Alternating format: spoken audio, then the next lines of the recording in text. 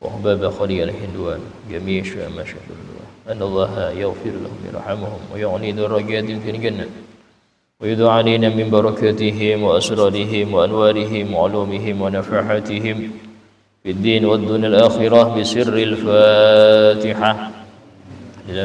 بسم الله الرحمن الرحيم.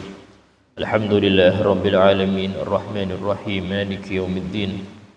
إياك نعبد وإياك نستعين اهدنا الصراط المستقيم صراط الذين أنعمت عليهم غير المغضوب عليهم ولا الضالين آمين.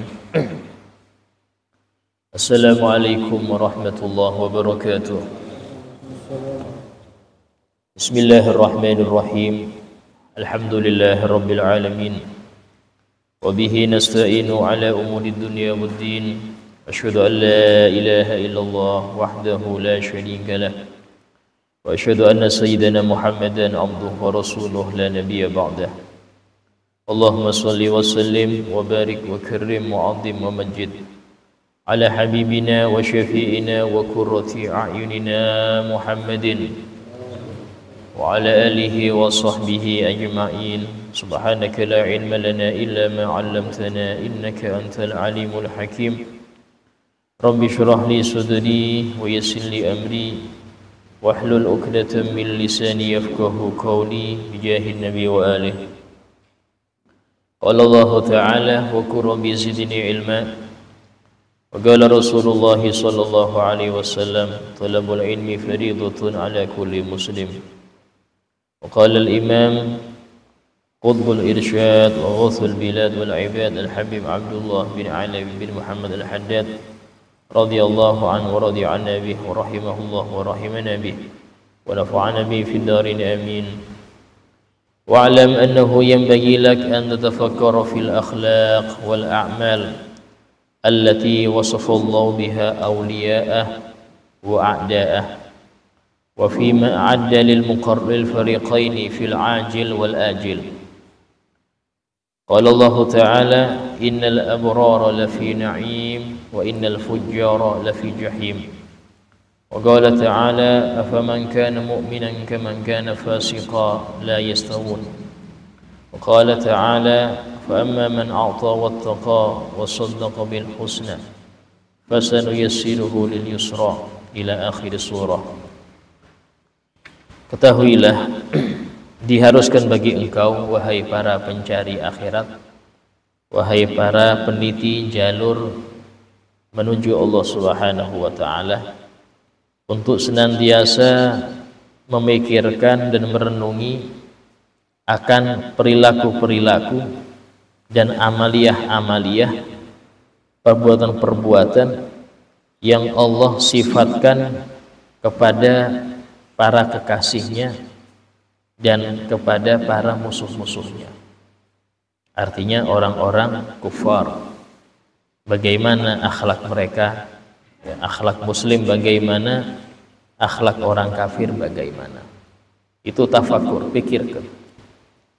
Sehingga dalam hal ini bagaimana Allah menggambarkan ya sosok Nabi Musa, sosok Fir'aun, Namrud dengan Nabi Ibrahim, Raja Jalut dengan Raja Talut serta Nabi Dawud.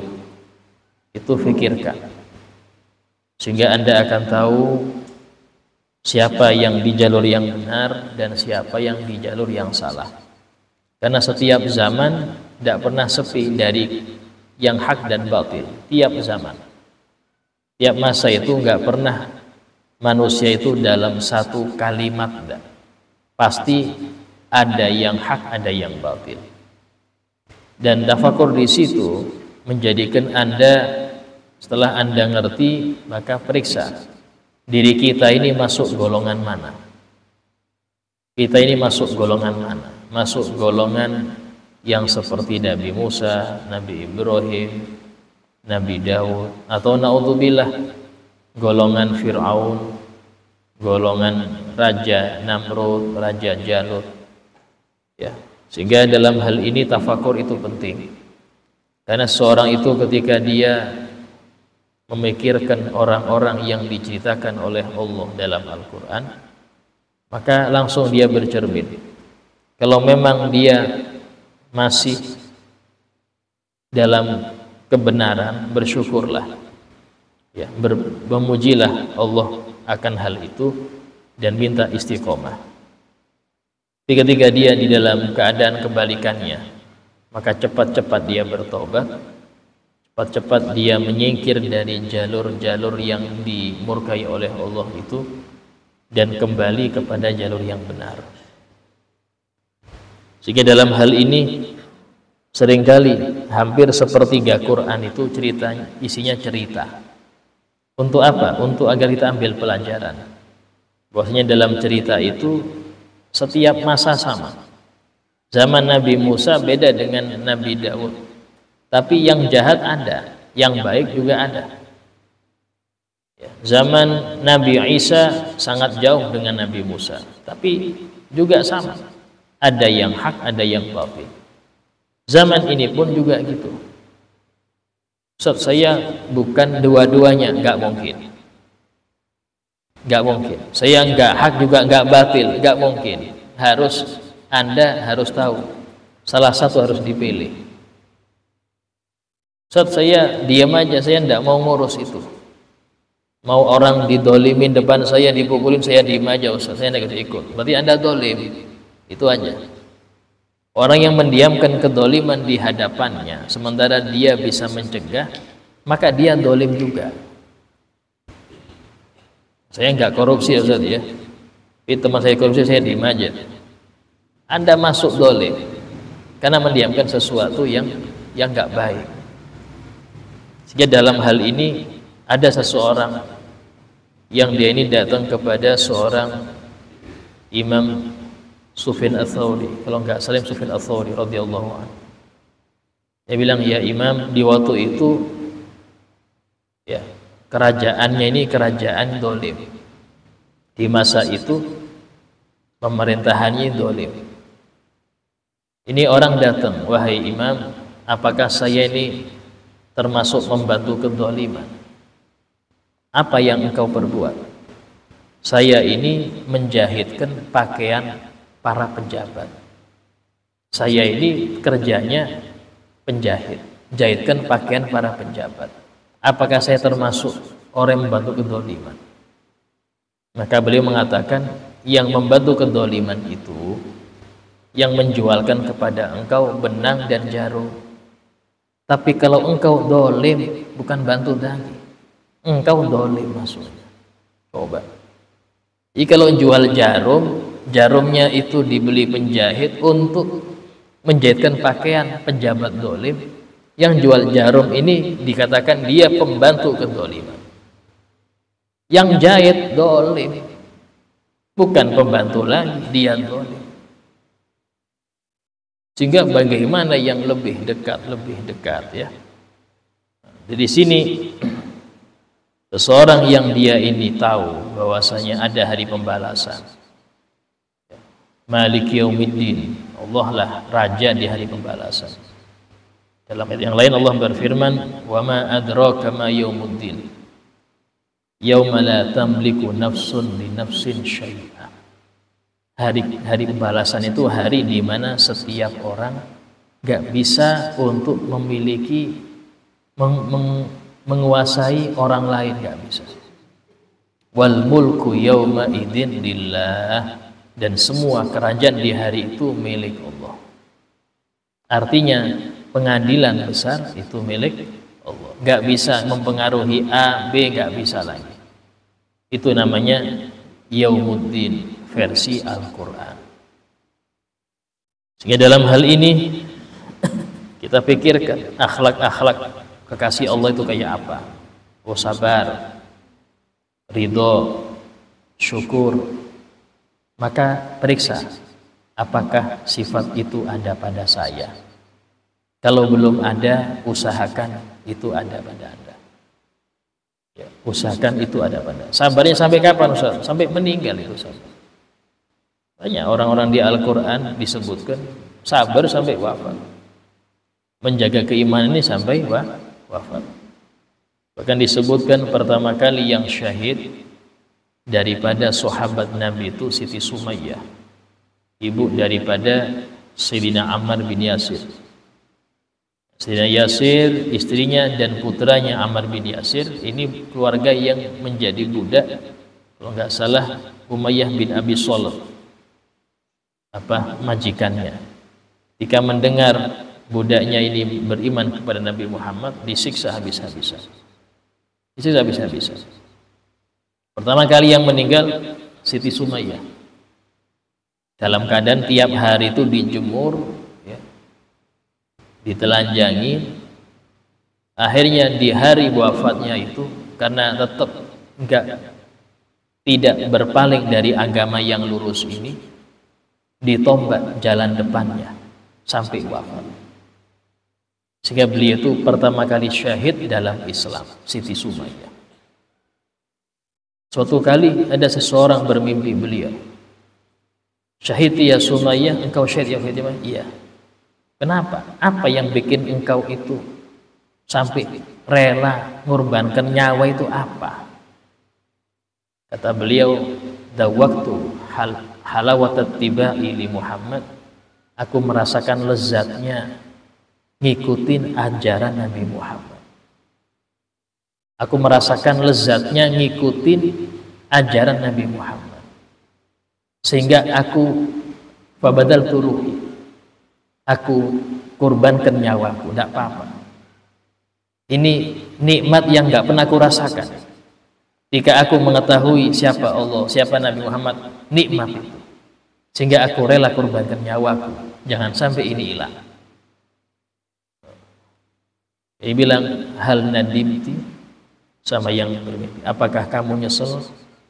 "Hasya wallah," demi Allah. "An-nadam alaman la yatba." Ya, penyesalan itu bagi yang nggak mau ikut ajaran Nabi Muhammad. Cuman hanya modal Islam aja tapi nggak ngikutin syariat, itu nyesel itu nanti. Penyesalan itu yang nggak bisa mencicipi manisnya ngikutin syariat Nabi. Kita ini sudah nggak merasakan manisnya ngikutin syariat. Nyesel itu. Kenapa? Karena dia terpaksa. Kalau sudah terpaksa, mana mau berkorban, Pak? Gak mau berkorban. Waktu aja kadang-kadang nunggu waktu luang. Ya, keluar duit sulit. Apalagi sampai untuk nyawa. Kenapa? Karena tadi merasa apa yang saya pengorbanan saya untuk apa ini? Kok nggak ada harganya? Menurut dia, karena dia belum merasakan lezatnya syariat. Sehingga dari sinilah kita tahu mengapa perempuan yang mulia ini rela disiksa, dijemur, demi tetap memegang iman yang lezat ini. Tapi masalahnya hati yang sakit nggak tahu lezatnya iman. Ya. Dalam suatu hadis Nabi SAW bersabda, "Daqa ta'mal iman," sungguh telah merasakan lezatnya keimanan man radiya billahi rabbah, orang yang ridho Allah sebagai Tuhannya, ridho Allah sebagai pengurus hidupnya, Allah sebagai satu-satunya yang dia sembah, Allah sebagai tempat dia meminta. Kalau masih belum ridho, artinya belum rela diatur Allah, pengen ngatur sendiri, belum rela untuk ibadah ikhlas kepada Allah khusus, masih mengharap yang lain, berarti belum radhiya billahi rabban. Yang kedua, wabil islami dina, dan orang yang kedua yang bisa mencicipi manisnya iman, dia ridho Allah sebagai Tuhannya, wabil islami dina, dan ridho Islam sebagai agamanya. Artinya dia bangga punya Islam, bangga pakai atribut Islam, bangga dengan nama Islami, bangga pakai pakaian Muslim, ya, bangga dengan aturan Islam, bangga. Di mana masa sekarang itu mulai tergeser. Orang minta nama kasih Abdullah, waduh, kolot, yang keren dikit dong. Minta keren. Pakaian pakai sarung, pakai gamis, malu. Berjaslah, dasianlah. Ya sih, saya nggak bilang itu haram, tidak.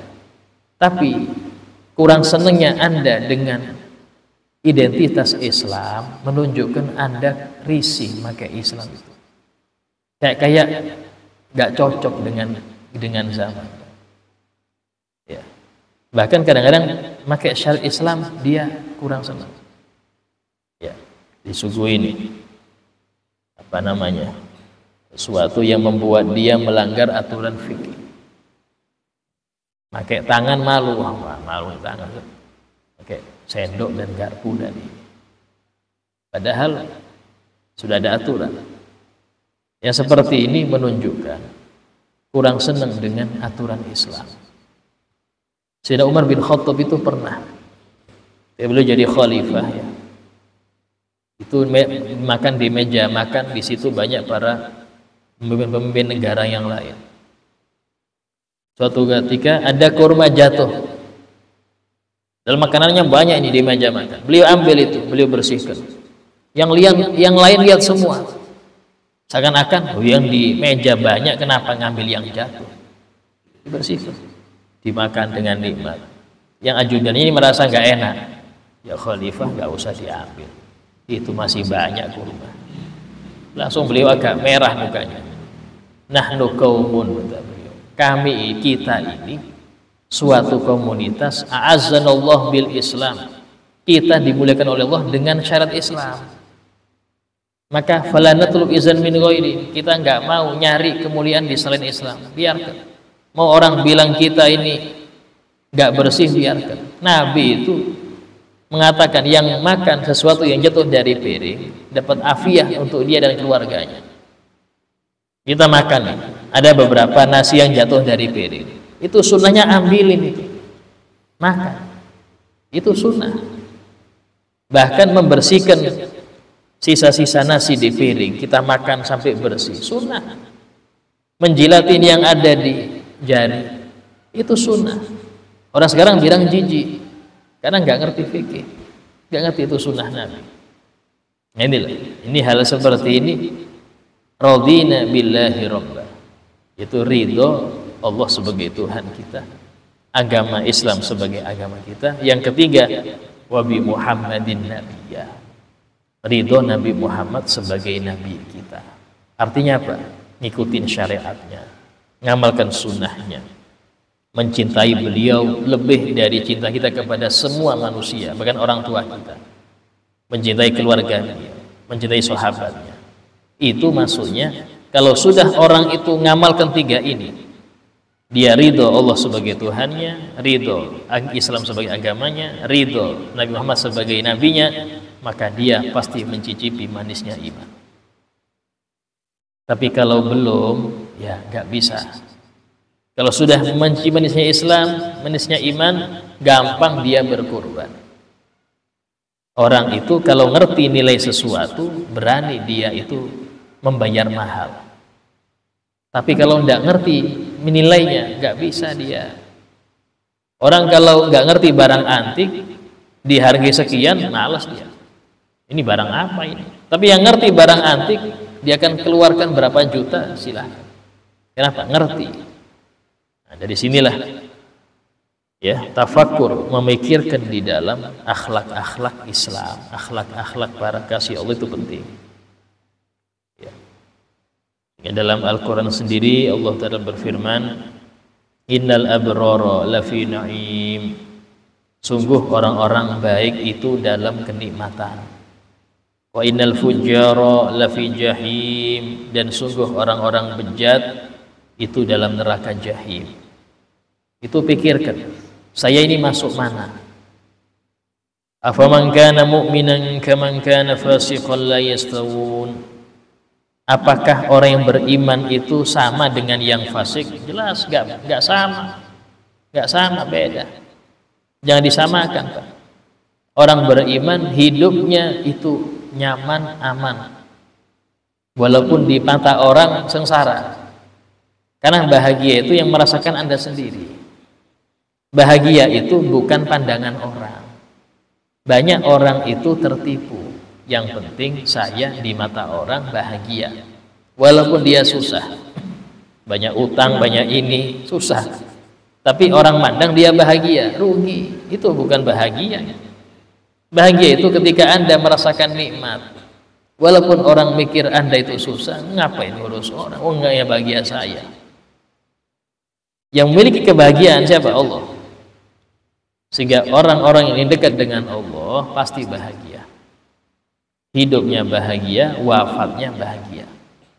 Sampai-sampai Allah menceritakan dalam Al-Quran sifat orang-orang yang syahid ketika beberapa saat setelah wafatnya. Allah berfirman, wala taqulu liman yuqtalu fi sabilillahi amwat. Jangan engkau katakan ya, orang yang terbunuh di jalan Allah itu mereka mati, jangan. Bal ahya'un 'inda rabbihim yurzaqun. Bahkan mereka hidup diberi rizki di sisi Tuhannya. Farihin, dalam keadaan gembira. Farihin. Nah ini yang perlu kita, farihin, mereka gembira. Cuman tadi kita nggak tahu gembiranya mereka. Ya. Dalam ayat yang lain Allah Ta'ala berfirman, ini akhlak-akhlak orang beriman ini kayak apa? Ini diceritakan dalam Al-Quran. Sehingga jadikan itu cerminan kita. Innamal mu'minuna alladzina idza dzukirallahu wajilat qulubuhum. Orang-orang yang beriman itu adalah mereka yang ketika Allah disebutkan, hati mereka gemetar, hati mereka rindu, takut maksiat. Nah, waktu itu sudahkah kita merasakan seperti itu? Kalau belum, ya berarti imannya belum sempurna. Wa idza tuliyat alaihim ayatuh, dan jika dibacakan ayat-ayat Allah kepadanya, zadathum imana, iman mereka bertambah. Iman mereka bertambah. Kemudian disebutkan lagi ya, dalam ayat yang lain Allah Ta'ala berfirman menceritakan orang-orang yang dimurkainya. Al-munafiquna wal munafiqatu ba'duhum min ba'd ya'muruna bil munkar wa yanhauna 'anil ma'ruf.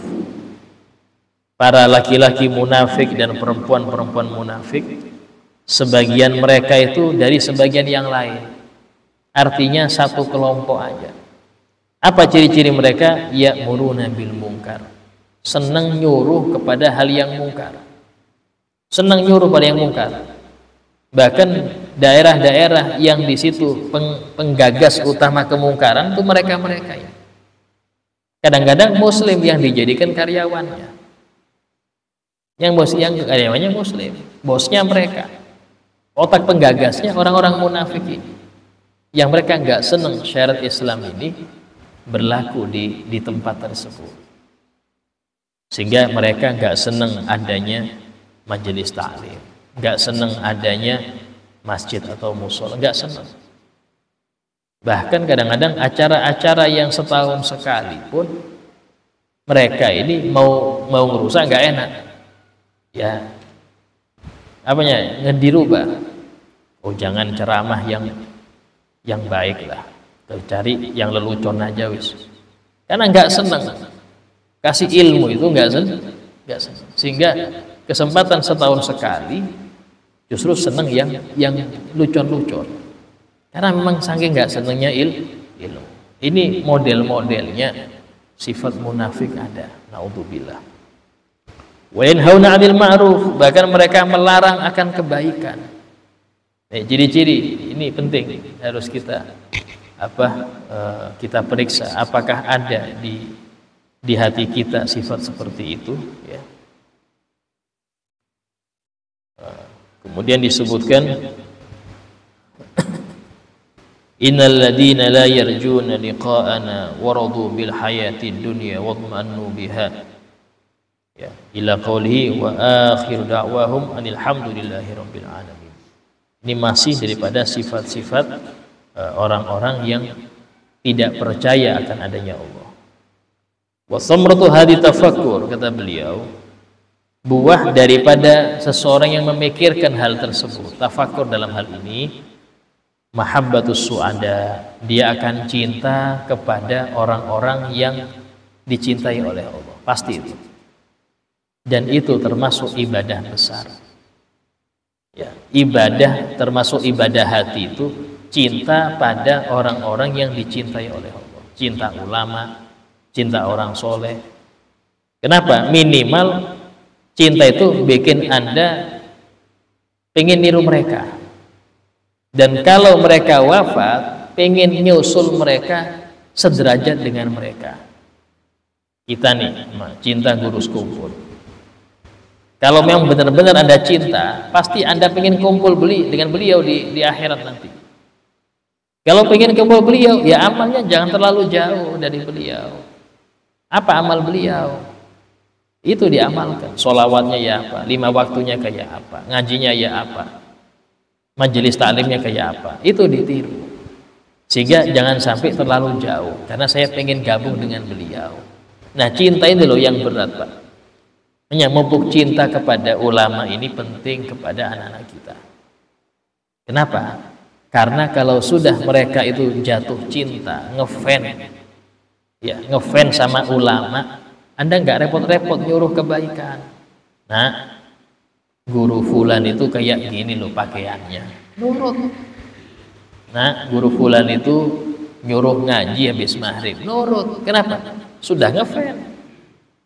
Tapi kalau yang diidolakan orang-orang bejat, repot. Model rambutnya kayak orang bejat, pakaiannya kayak orang bejat. Bahkan sampai gaya hidupnya pun kayak mereka, gonta-ganti pacar, zina, gini macam-macam. Kenapa? Salah cinta. Itulah, naruh cinta itu penting. Karena cinta itu bikin Anda ngikutin yang dicintai. Minimal di situ. Sehingga Nabi SAW itu pernah bersabda, Al-mar'u ma'aman ahab. Seseorang itu akan dikumpulkan dengan siapa yang dia cintai. Yang parah kalau cinta orang bejat kumpul. Ya, kenapa? Ya maaf, kadang-kadang cinta pada orang yang bejat itu akan menumbuhkan di hati dia itu seperti baik. Pacaran, buka aurat, oh lumrah aja, Ustaz, maklum aja orang terkenal, tidak apa-apa. Nah, dia bilang nggak apa-apa itu bahaya loh, hati dia rusak loh itu. Karena dia sudah menganggap hal yang buruk di sisi Allah dianggap baik. Kenapa? Sudah kadung cinta ya apalagi. Sudah kadung cinta dengan orang yang bejat, repot mau berubah. Mau nyalahkan repot. Gak jauh-jauh ya. Kalau kita lihat anak orang lain, seumpama pakaiannya minim, anak perempuan, pulang keluyuran, pulangnya tengah malam, kita langsung ngomong, wah anak siapa itu nggak dijaga. Tapi pas anak kita yang kayak gitu, kita maklumin, sudah apa-apa, sudah wajar, dan juga anak muda. Coba. Kenapa? Karena tadi sudah cinta sama anak ini bahaya. Kalau sudah cinta sama anak, keburukan dia tertutupi. Akhirnya nggak bisa didik. Kenapa? Cintanya salah. Kalau cinta dia benar, arahkan dia menuju ridho Allah. Larang dia, marahin dia jika dia melanggar. Itu cinta Anda. Karena Anda akan tanggung jawab akan perbuatan dia di dunia. Ya. Yang pertama, ya, orang yang tafakur akan tersebut akan menumbuhkan cinta kepada orang-orang yang dicintai oleh Allah. Kemudian akan mendorong jiwa ini ngikutin mereka dan beramal seperti amal mereka dan berakhlak seperti akhlak mereka. Minimal itu. Dan dengar manakib, masya Allah, sabar. Ya, kayak Syaikhul Jailani disebutkan, beliau itu selama 25 tahun tidak pernah tidur malam ataupun siang. Dalam keadaan terjaga berzikir terus pada Allah. Nah, kita mau niru sulit, tapi minimal mendekati lah. Ya. Disebutkan Imam Al-Faqihil Muqaddam, yang mana beliau itu setiap sehari semalam sholatnya 1000 rakaat. Selain qobliyah, selain duha, selain tahajud. Kita dengar itu semangat pengen niru. Ya. Di antara guru-guru kita yang barusan wafat ya, itu setiap 3 hari hatam Quran. Nah itu kita tiru. Tiap 3 hari hatam Quran. Jadi per hari 10 juz. Tiru. Walaupun Anda nggak bisa, minimal sehari 1 juz sudah masya Allah. nanti naik lagi sehari 2 juz. Semua itu kenapa semangat? Karena ada yang ditiru. Kenapa meniru? Karena cinta. Kalau nggak cinta nggak bisa niru, Pak. Ya, harus ada cinta, itu harus. Nah, kemudian memikirkan akhlak-akhlak orang-orang yang bejat itu akan menumbuhkan di hati bughdul asyqiya, benci kepada orang-orang yang dibenci oleh Allah. Itu ibadah hati ya. Makanya sering saya bilang, jangan sering-sering ngikutin kabar artis, khawatir Anda cinta dengan mereka. Khawatir Anda cinta. Kalau sudah cinta, sulit mau meninggalkan. Ya apa ya kabar dia hari ini? Ngecek lagi kabarnya. Kayak apa ya kabar dia hari ini? Coba yang kayak gitu Nabi Muhammad. Yang gitu ulama-ulama. Ya apa ya kabar Ustadz Fulan? Lama nggak tahu kabarnya. Itu tanda cinta. Nyari kabar. Ini enggak. Beda. Kenapa? Ini yang membahayakan. Sebab kenapa? Akhirnya ketika dia berbuat maksiat, artis tersebut, Anda nganggap itu hal baik. Yang parah Anda ngikutin. Alasannya sudah zamannya Ustaz. Wajar aja. Hati-hati. Yang parah dia nyuruh anak-anaknya ikut dia. Sampai ada itu orang tua saya ngefansnya pada artis, anaknya dikasih nama artis itu. Dan artis ini orang non muslim, orang kafir, dikasih nama non kafir, non muslim. Saking cintanya, hati-hati. Dia dolim pada anaknya. Karena termasuk hak anak dikasih nama yang baik. Itu haknya anak. Dia sudah dolim ngasih nama orang kafir kepada putranya. Ini hal-hal yang seperti ini banyak terjadi. Karena itulah penting untuk tafakur akan hal tersebut penting. Kemudian tertanam di hati untuk meninggalkan amaliyah-amaliyah mereka serta akhlak-akhlak mereka. Ya, wa in dahabna natatabba' majariyal fikri kharajna musudina minal ijaz. Kalau kita ikutin terus cara tafakur ini, maka kata beliau enggak selesai. Tafakur itu banyak. Cuman beliau kasih kesimpulannya aja. Ini beliau mengatakan wa yambagi an tastahdir inda kulli nawm tafakkur ma yunasibu minal ayat wal akhbar. Hendaknya ketika Anda bertafakur itu hadirkan juga ayat atau hadis yang cocok dengan apa yang Anda tafakur itu. Sehingga tambah mantap. Tafakur masalah akhirat, cari ayat akhirat. Itulah wajar orang-orang dulu itu kadang baca 2 ayat semalaman sampai pagi. Kenapa? Karena tafakurnya tadi. Kemudian wa iyyaka, dan hati-hati kata beliau. Hati-hati wa tafakkura fi datillah. Hati-hati memikirkan zat Allah. Ya, ini masalah tauhid. Haram seseorang itu mikirkan kayak apa sih Allah itu, haram. Itu sudah Nabi SAW wanti-wanti dalam hadis. Nabi bersabda, tafakkaru fi khalqillah. Tafakurlah kalian, renungilah pada makhluk Allah. Wala tafakkaru fi dzatih, tapi jangan sekali-kali memikirkan bagaimana zatnya Allah itu. Fa innakum lan taqdiru qadrah, karena kalian enggak sampai batas itu kemampuannya. Lihat orang-orang Hindu, mereka ini bebas menghayalkan Tuhannya. Akhirnya lihat bentuk patung itu model-model, model ini, model itu. Kenapa? Karena mereka punya daya khayal yang tinggi, imajinasinya tinggi, sehingga membentuk Tuhannya itu macam-macam. Tapi Islam melarang itu. Islam melarang kita untuk menghayalkan kayak apa sih Tuhan kita. Allah Ta'ala berfirman, la tudrikuhul absar wa huwa yudrikul absar. Allah tidak bisa ditangkap oleh panca indera, nggak bisa dihayalkan, nggak boleh. Ustaz, saya menggambarkan kayak cahaya, nggak boleh.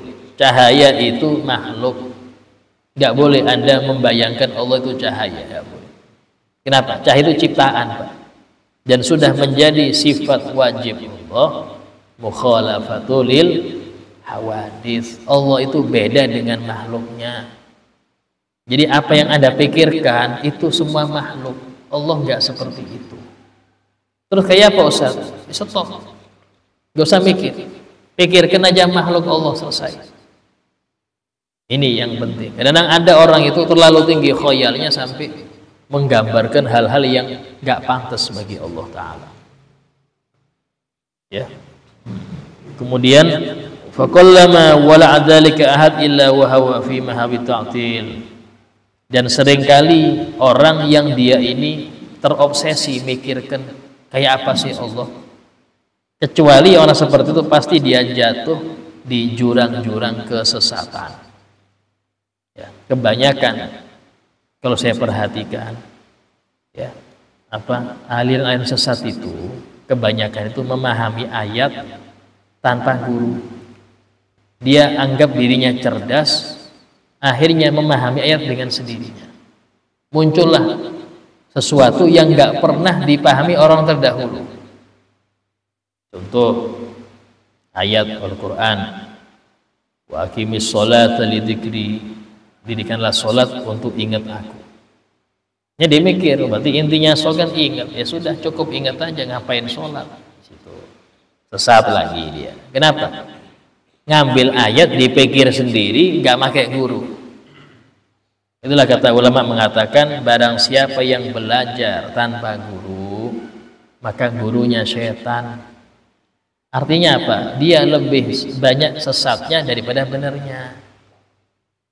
Islam ini ya bisa jadi lurus karena rantainya nyambung. Arti rantai di sini guru, ada sanadnya dia sampai Nabi Muhammad SAW. Ini enggak, belajar sendiri, nggak mau pegang dengan rantai ini, sesat dia. Tapi subhanallah, banyak orang-orang masyarakat sekarang ini cari yang model-model gini.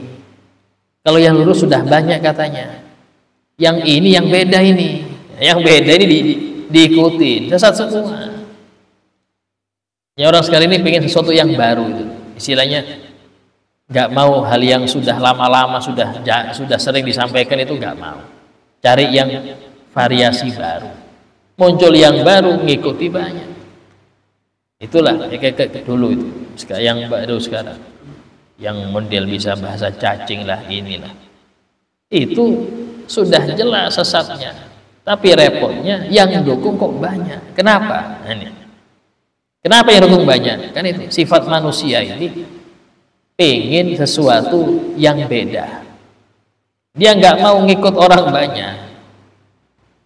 Dan itulah disebutkan oleh para ulama, nanti di zaman akhir itu sesuatu yang sesat lebih menarik daripada yang benar. Dan itu godaan akhir zaman, hati-hati. Sesuatu yang sesat, ngerti sesat, cuman lebih menarik katanya. Dan ujungnya seorang gila ngaku jadi guru, diikutin orang banyak. Ini zaman-zaman sekarang ya. Nah, kemudian dalam hal ini beliau mengatakan, fahada ma qasadna dzikrahu, dan inilah kesimpulan daripada yang kami maksudkan menyebutkan daripada adab-adab di dalam berzikir. Dan tujuan inti dari wirid serta ruhani wirid itu adalah hadir bersama Allah. Pas wirid itu Anda merasa diawasi oleh Allah. Ya. Ustaz, saya nggak bisa gitu. Ya minimal berzikir lah.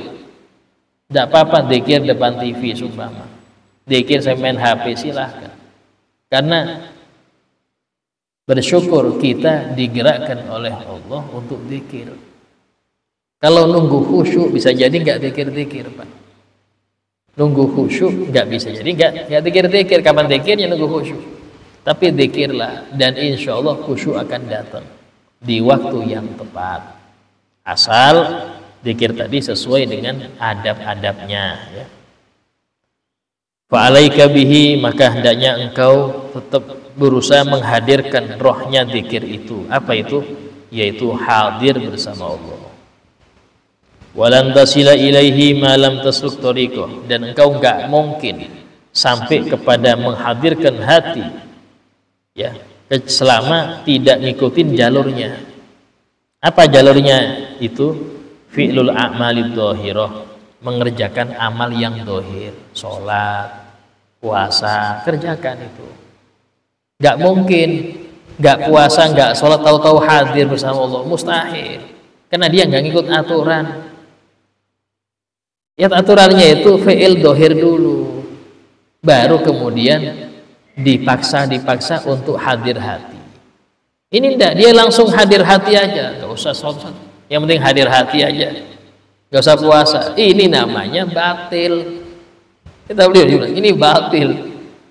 Semua itu ada jalurnya, ada jalurnya. Ada orang ke pabrik,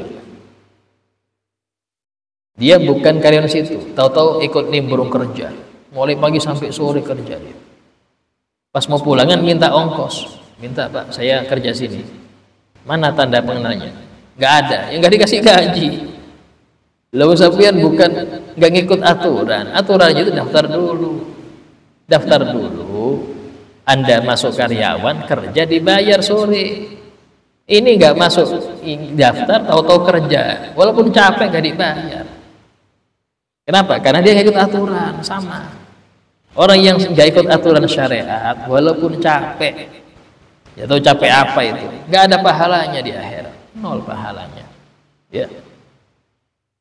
Fa in wadhabta ala hada, kalau engkau senantiasa muwadhabah, rutin atas hal tersebut, ghasyiatka anwarul qurbi, maka engkau akan diliputi cahaya-cahaya kedekatan pada Allah, dan akan datang kepadamu ilmu-ilmu ma'rifat.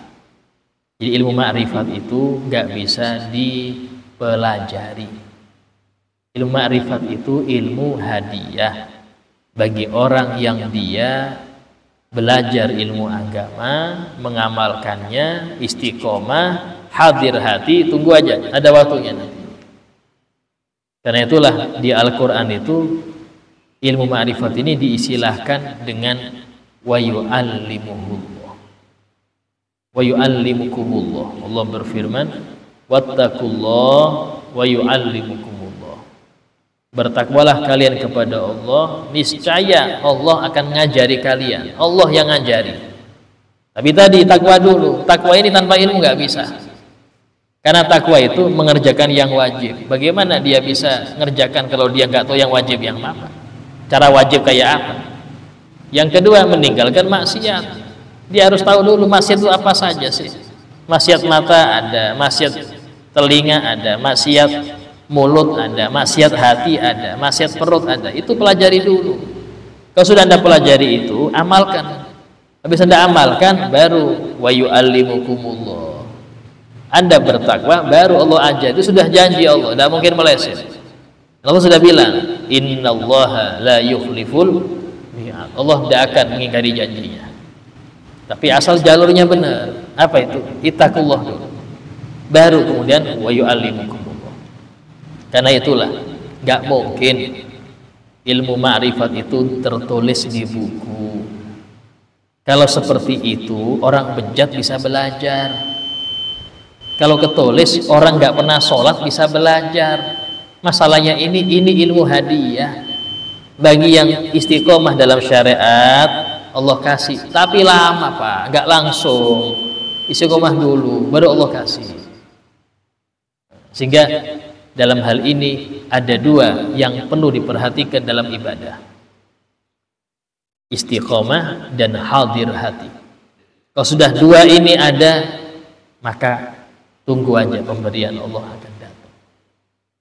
Tapi tadi ya, jangan niat nyari pemberian, niat cari ridho. Ada orang kenapa kerja? Yang penting dapat gaji, walaupun bosnya marah-marah, yang penting gaji dapat. Cari Anda disenengin bos. Kalau sudah bos seneng, jangankan gaji, apa yang Anda minta dikasih. Jangankan gaji, semua yang Anda minta dikasih. Kalau sudah seneng, yang dicari itu ridhonya Allah aja. Kalau sudah Allah ridho, jangan pahala Pak, apa yang Anda pinginkan Allah kasih. Tapi kalau tujuan cuma pahala, ya itu aja yang dapat. Ini penting ya. Kemudian wahdar, sudah adzan, ada adzan ya. Allah adzan.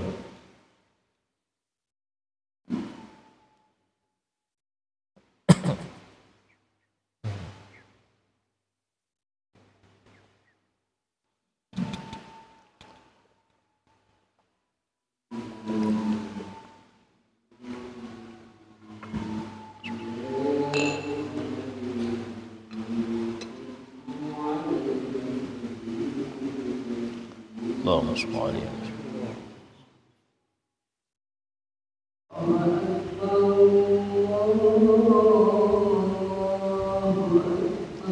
Allahu akbar, Allahu akbar. Allahu akbar.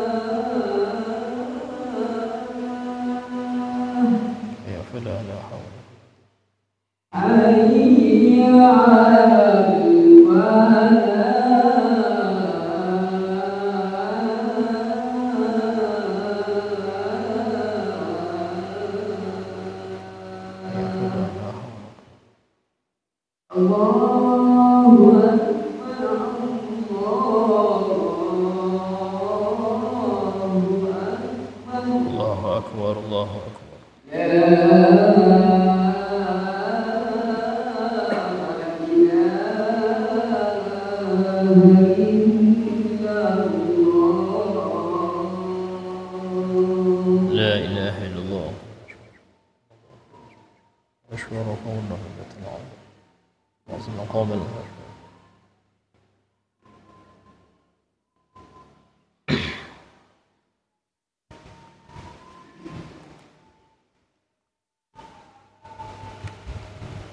Wahdar dan hati-hatilah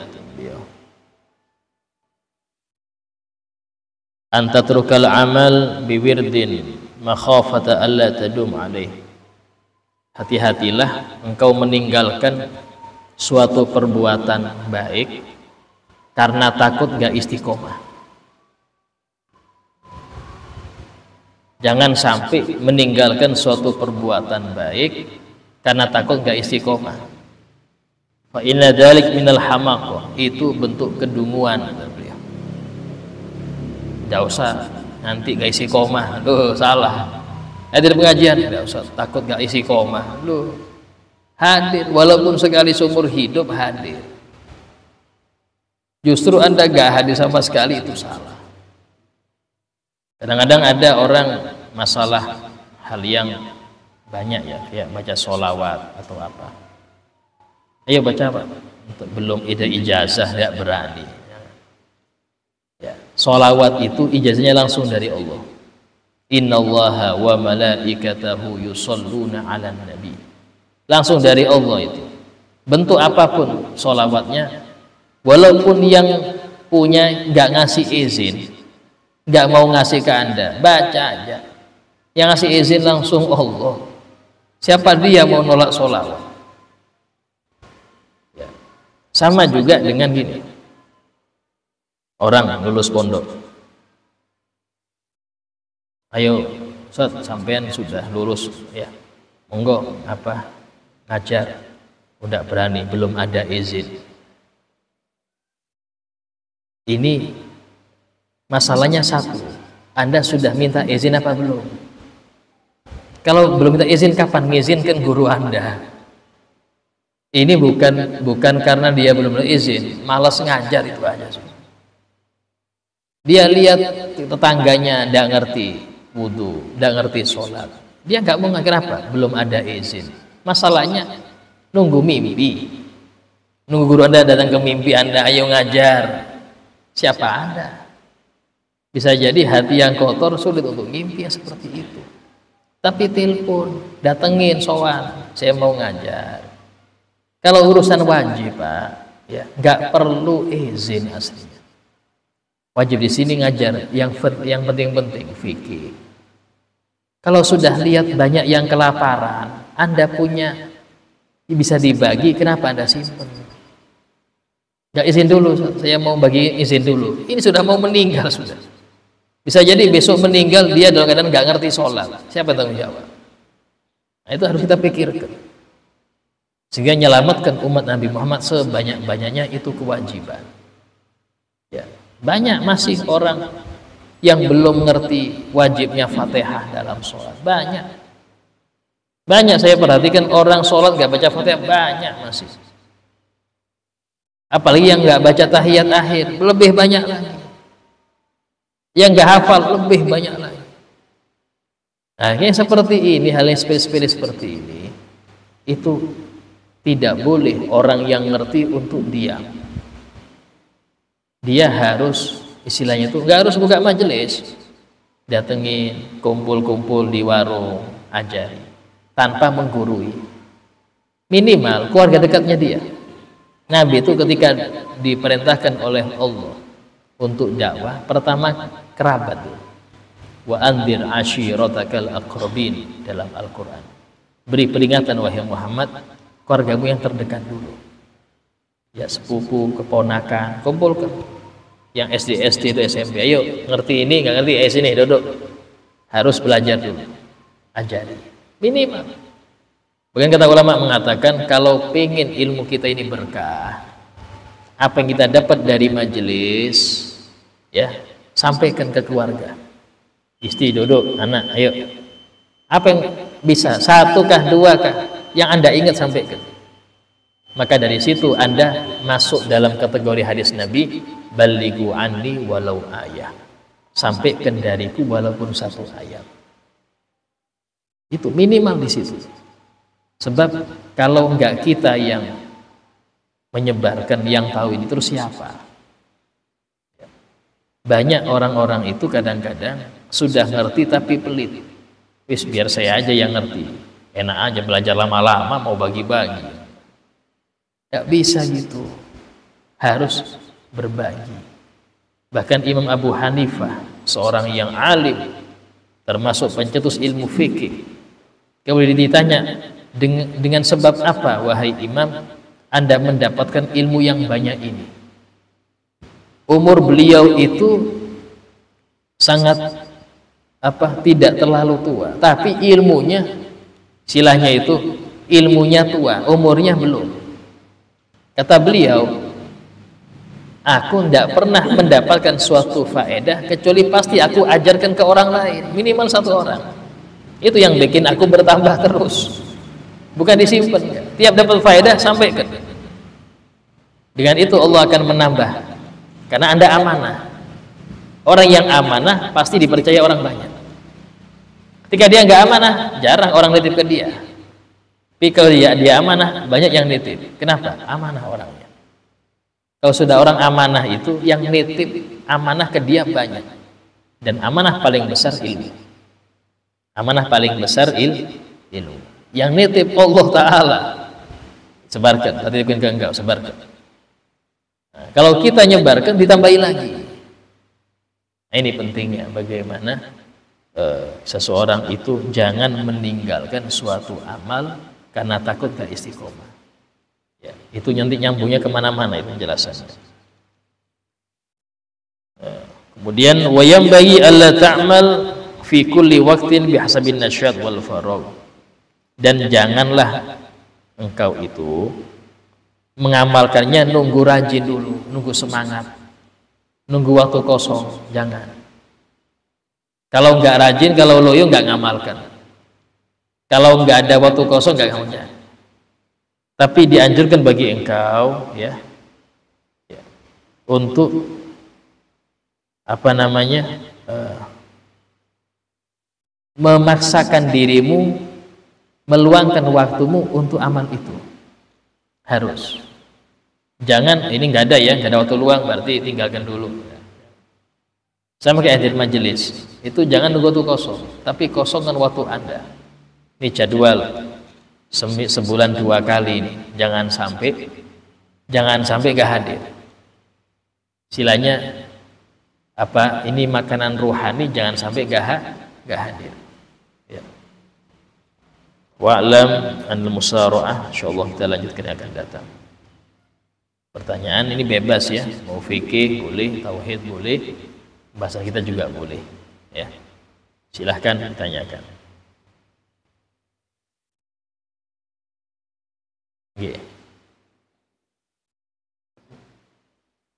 Pertanyaan yang berkaitan dengan masalah amal ya. Dalam hal ini bagaimana akhlak kita terhadap teman kita yang di luar Islam apabila dia mulia, terutama yang berkaitan dengan sikap dan ucapan. Kadang-kadang kita lihat di medsos itu ada yang pakai jenah, ada yang pakai doa dan sebagainya. Dalam hal ini apa yang dianjurkan oleh kita yang yang pertama. Yang kedua, berkaitan dengan masalah imam sholat. Memang pernah kita terima penelitian bahwa yang paling berhak sebagai imam itu adalah Sayyidul Bait atau Sayyidul Makan. Tetapi ada kriteria lain atau syarat-syarat yang lain juga yang erat kaitannya dengan masalah sholat imam. Dalam hal ini, apabila sholat imam ternyata cacat, apakah masih dalam kriteria lebih berhak yang orang yang Sayyidul Bait atau Sayyidul Makan, sementara yang lain walaupun itu misalnya katakanlah orang yang mampir di masjid tersebut, apakah masih tetap Sayyidul Bait, Sayyidul Makan itu ketika dengan apa yang ditentukan tadi. Iya. Nah, yang pertama ya, pembahasan bagaimana sikap kita kalau ada teman atau kerabat mungkin yang bukan Islam atau kafir meninggal. Jelas dalam hal ini nggak boleh kita ini menyematkan hal-hal yang identik dengan seorang muslim. Contoh almarhum, nggak boleh. Bilang almarhum kepada non muslim haram. Kenapa? Almarhum itu yang Allah rahmati.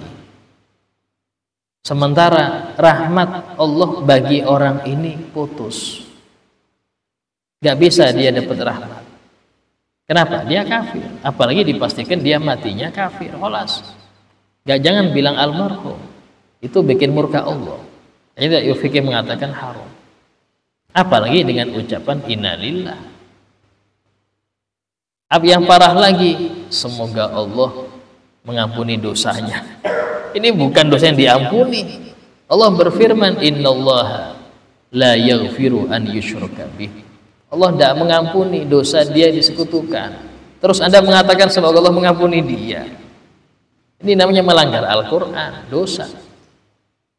Terus kayak apa Ustaz? Sekiranya teman saya ini enak dengan ucapan saya itu kayak apa? Ini kan sekarang intinya bukan untuk mayit, untuk yang ditinggal. Maka ucapkan ucapan yang untuk umum. Semoga keluarga tabah dengan musibah ini. Yes. Ini kita kan doakan yang hidup. Semoga keluarga tabah. Tidak apa-apa. Tapi tadi jangan juga Anda mengomongin kejelekan mayit di depan yang hidup. Pernah suatu kali sahabat Ikrimah bin Abi Jahal, putranya Abu Jahal.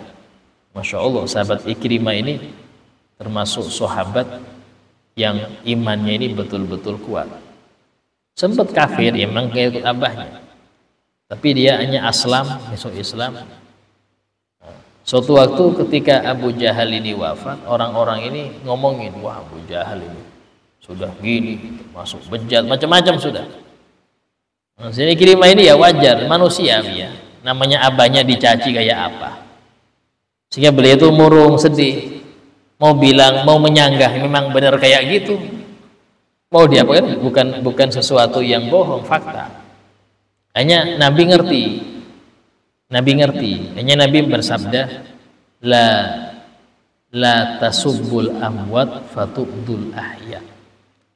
Jangan kalian mencaci yang sudah mati untuk nyakitin yang masih hidup.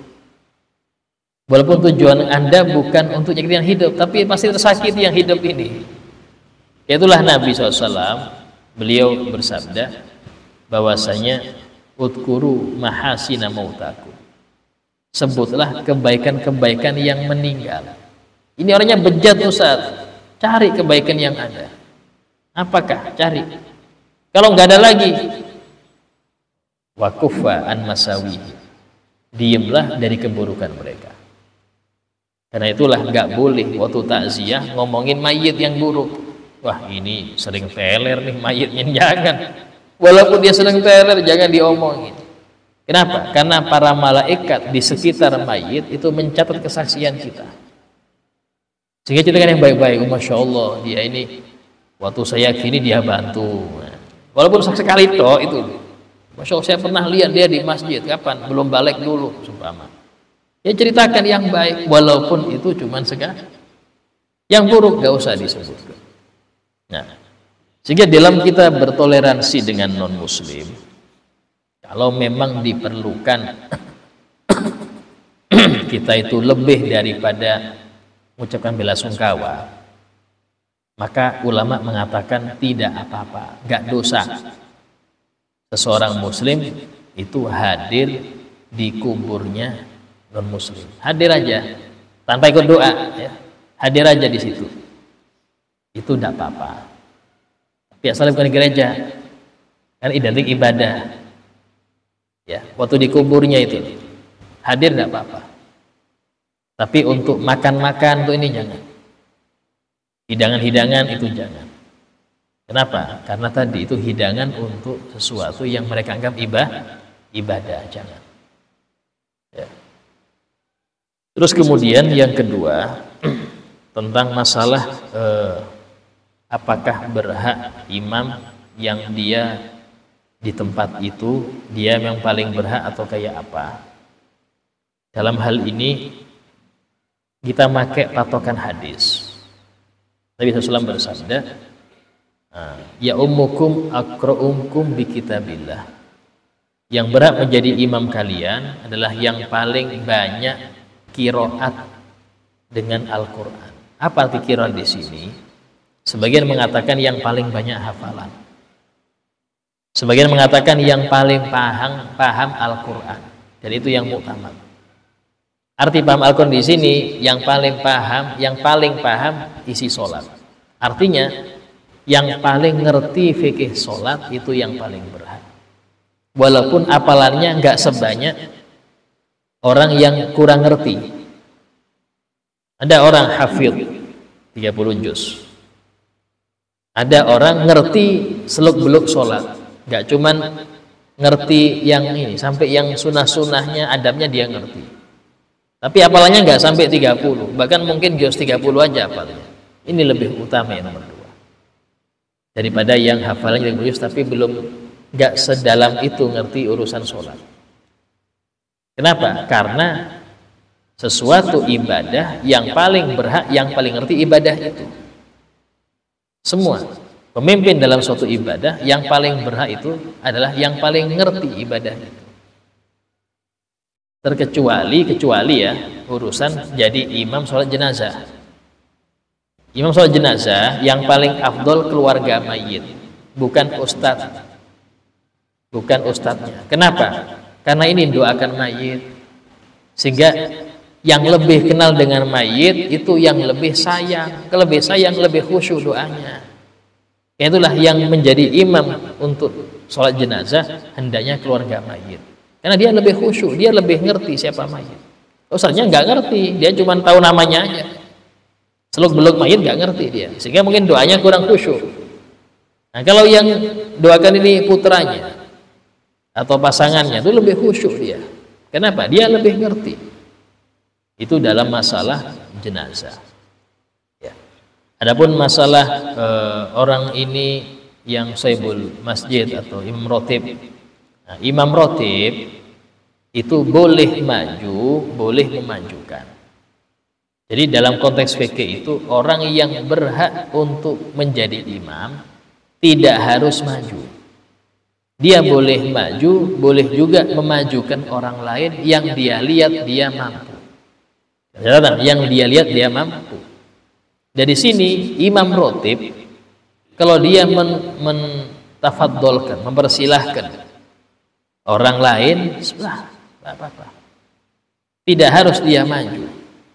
Nggak harus dia itu imam rotib maju. Kalau memang ada dia yang dia lihat ini kayaknya mampu nih, mumpung dia di sini, tak suruh jadi imam, tidak apa-apa. Ya, karena istilahnya dalam hal ini memang yang berhak imam rotib. Asal dia syarat-syarat dalam keimaman dia pas. Kalau tadi kayak cacat tadi di dalam bacaan ya, maka nggak bisa jadi imam rotib. Seseorang yang dia cacat di dalam bacaan, yaitu yang tidak sempurna dalam 3 ilmu tajwid. Pertama makharijul huruf, huruf-hurufnya. Yang kedua masalah mat. Yang ketiga nun sukun mim sukun. Kalau 3 ini lengkap, berarti dia pas secara tajwid, cocok dia jadi imam. Secara tajwid, belum secara fikih. Fikihnya dites lagi. Cuman sayang kebanyakan masjid itu kalau menerima imam baru itu yang dites cuman hafalannya aja. Hafalannya sudah berapa? Ditesnya cuman hafalan. Padahal yang sangat penting itu fikih sholatnya. Tanya, ya apa kalau makmum, kalau imam kayak gini kayak apa? Ya apa kalau ini? Tanya. Cuman pertanyaan besar apa? Siapa yang bisa ngetes? Karena tak beres masjid kadang-kadang jarang yang ngerti seluk-beluk sholat juga. Yang ngetes nggak ada. Dari sini harusnya di dalam masjid atau musola atau pondok memerlukan guru itu jangan kayak nyari karyawan. Diperlukan imam gaji sekian, akhirnya niatnya nggak beres. Maaf, niatnya nggak beres karena lihat gaji duluan. Dicari guru pelajaran ini, anggap yang agama ya, kalau umum saya nggak peduli, yang agama. Belugan guru fikih, guru ini dengan gaji sekian, itu nggak pas. Kenapa? Akhirnya niatnya nggak lillah. Kalau memang Anda benar-benar nyari, datengin tuh pondok-pondok. minta ke Pak Yainya, saya butuh imam untuk masjid saya, tolong dicarikan. Itu namanya yang baik, dan Anda akan dapat yang bagus. Tapi kalau sudah pengumuman duluan, nggak baik. Kenapa? Yang dicari lain. Maaf. Yang parah lagi, baru datang sudah tanya, berapa di sini Pak? Selesai sudah. Ya, jangan demikian. Ya. Kenapa? Karena mereka itu mengabdi, bukan nyari kerja. Betul. Mereka ini mengabdi, bukan nyari kerja. Sehingga hargai ilmu mereka. Ya. Jangan sampai seakan-akan mereka yang butuh kita. Ayo, yang butuh ya daftar. Jangan. Hormati. Karena apa? Ini ilmu Nabi Muhammad. Hormati. Mereka punya Quran. Ada Quran di hatinya, hormati. Walaupun kadang-kadang yang hafal Quran gak menghormati Qurannya. Kadang-kadang yang hafal Quran gak menghargai Qurannya. Ya, walaupun seperti itu, yang penting kita hargai dia. Artinya kita yang sowan, minta ke dia untuk datang. Jangan kita, ayo yang butuh duit nih, maju. Nah, repot Pak, jangan. Ya, akhirnya dia tambah tidak ngerti Qur'annya itu loh. Sehingga dalam ini penting, agama itu ya, itu soal bagaimana kita mengabdi. Itulah ulama bilang haram seseorang itu masang tarif dalam ngajar. Haram masang tarif. Setiapa kalau itu pondok itu SP-nya sekian, itu bukan di ngajarnya, makannya, listriknya, ngajarnya paling berapa? Bisa jadi nggak ada Pak. Anggap ya, ini makan sehari 3 kali, anggaplah 10 ribuan, 30 ribu per hari, sebulan 900 ribu, ya kan? Sementara pondok biasanya 500 ribu, 600 ribu. Terus dari mana tuh guru? Kalau hitung-hitungan seperti itu, ini untuk makannya toh nggak cukup ya. Untuk makannya saja nggak cukup, belum listriknya, belum ini. Sehingga jangan dikira itu nah. Karena itulah dalam hal ini apa, ada pengabdian, ada kerja, dua hal yang beda. Sehingga para ulama itu mengatakan nggak boleh menjadikan ngajar kayak profesi. Apa profesinya? Ngajar, jangan. Itu pengabdian. Arti pengabdian di sini dikasih berapa pun terima. Bahkan kalau 3 bulan nggak dikasih, ya bismillah. Kerja harus ada. Kerjaan sampingan harus ada. Ini penting dalam hal ini. Kenapa? Karena tadi ini pengabdian. Ya. Pertanyaan lain? Ya. Wassalamualaikum warahmatullahi wabarakatuh.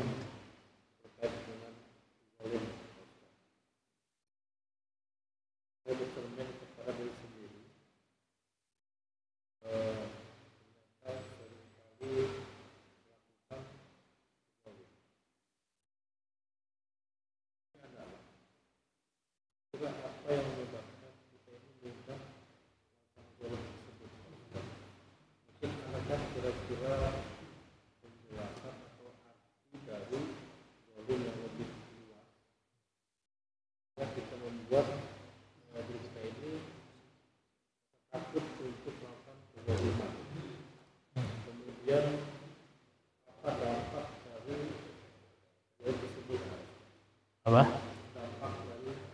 Ya. Ya. Jadi arti dolim secara bahasa itu meletakkan sesuatu bukan pada tempatnya. Jadi itu luas. Orang yang nggak ada kecakapan dalam suatu apa, nggak ada skill, kita kasih tugas itu dolim. Orang nggak punya skill ini, contoh dia nggak pernah sekolah kedokteran, kok dikasih bidang dokter, dolim. Ya. Atau contoh banyak ya, fulan ini harusnya gajinya sekian aja, lihat dari kerjanya gini, tapi kasih lebih dari itu, dolim. Kecuali uang Anda. Saya yang punya duit nih, duit saya. terserah saya. Yang bikin kopi saya tak kasih 2 juta per bulan.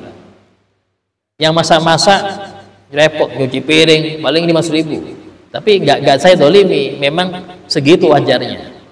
Cuman yang bikin kopi aja 2 juta saya kasih. Apakah dolim? Tidak, duit saya. Tapi yang repot ketika ini duit orang. Ini duit amanah, ini yang repot. Pas itu duit amanah itu yang bahaya. Kenapa? Karena dia dolim dalam ngaturnya. Ya, itu banyak kalau kita bahas dolim ini banyak. Intinya dolim ini ada yang dirugikan, perbuatan yang bisa merugikan, baik secara langsung atau nggak langsung. Itu kalau kita jabarkan, panjang, Pak. Panjang. Nah, termasuk dolim yang membantu kedoliman. Yang membantu kedoliman masuk dolim juga. Intinya semua perbuatan yang dolim ini ada 2. Ada dolimin orang, ada dolimin diri sendiri. Dolim diri sendiri ini maksiat. Anda ada seorang minum khamr, nggak ada yang didolimi. Orang lain nggak ada yang dirugikan. Tapi dia dolim diri sendiri. Dan ini termasuk dolim. Allah Ta'ala berfirman, alladzina idza fa'alu fahishatan aw dzalamu anfusahum. Nah, dalam sini ada. Dia nggak ganggu orang. Saya judi duit saya sendiri. Dia nggak ngerugikan. Tapi dia dolimin diri sendiri. Orang maksiat dolimin diri sendiri. Nah, semua 2 ini, dolimin orang lain, dolimin diri sendiri, dan siapapun yang membantu mereka, ini masuk dalam kubangan kedoliman. Luas sekali, sangat luas. Kalau kita mau kita jabarkan luas, Pak. Ya, dari situlah akar mengapa orang nggak paham di situ. Saya cuma jualan kok, kenapa saya dilarang? Anda jualan di siang Ramadan, buka warung, langsung siap saji makan di situ, itu masalahnya. Di mana dolimnya, Ustaz? Saya akan membantu orang yang kelaparan. Yang ada dolimin diri sendiri, ini maksiat. Dan Anda berbuat dolim kepada Ramadannya.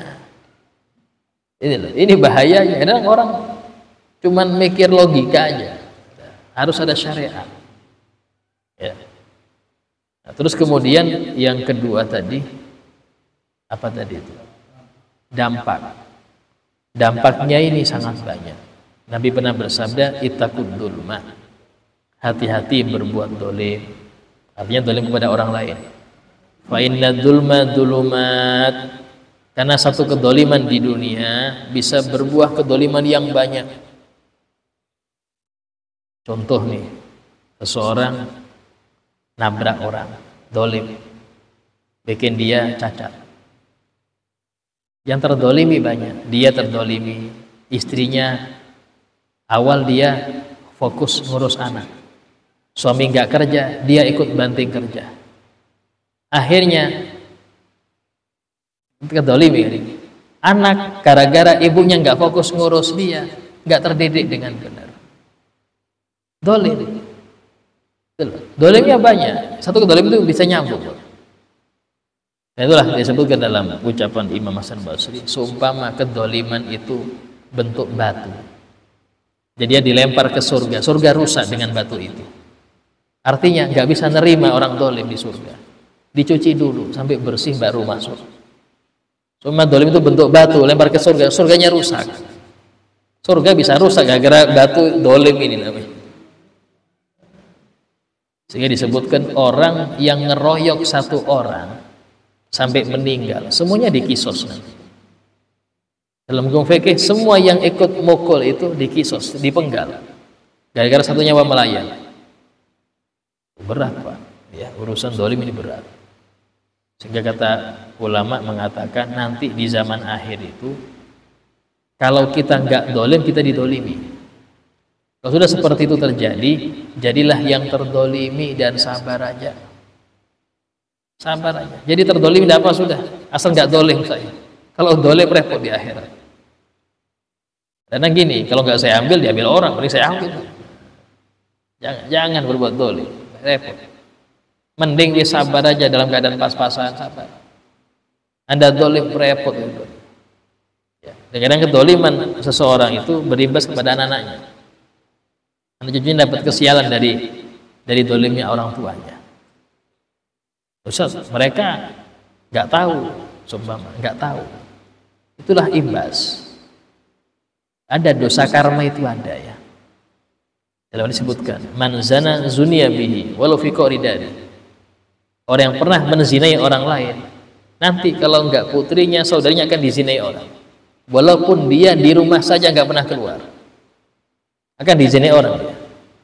Itu berat, karena ini dosa, dia adalah dosa karma, zina itu. Sehingga dalam hal ini hati-hati dengan kedoli, dampaknya ini besar. Itu di dunia aja, ya apa di akhirat. Ya, di akhirat benar. Alhamdulillah, insyaallah apa yang kita dapat semoga bermanfaat dan semoga kita terjaga dari segala kedoliman, dari segala kemaksiatan sampai ajal menjemput. Amin ya rabbal alamin. Rabbi wafiqna ala ma yudhik warzuqna tabulil asif. Al-Fatihah. إياك نعبد وإياك نستعين اهدنا الصراط المستقيم صراط الذين أنعمت عليهم غير المغضوب عليهم ولا الضالين آمين بسم الله الرحمن الرحيم الحمد لله رب العالمين اللهم صل وسلم على سيدنا محمد وعلى آله وصحبه أجمعين ربنا انفعنا بما علمتنا ربي علمنا الذي ينفعنا ربي فقهنا وفقه أهلنا وقرابات لنا في ديننا ربي وفقنا وفقهم لما ترتضي قولا وفعلا كرما وارزق الكل حلالا دائما وأخل أنقياء لما نهضى بالخير ونفى كل شر ربنا واصلح لنا كل شؤون وقر بالرضا منك العيون وقضي عنا ربنا كل الديون قبل أن تأتينا رسل المنون ربنا آتنا في الدنيا حسنة وفي الآخرة حسنة وقنا عذاب النار وصلى الله على سيدنا محمد وعلى آله وصحبه وسلم والحمد لله رب العالمين. السلام عليكم ورحمة الله وبركاته.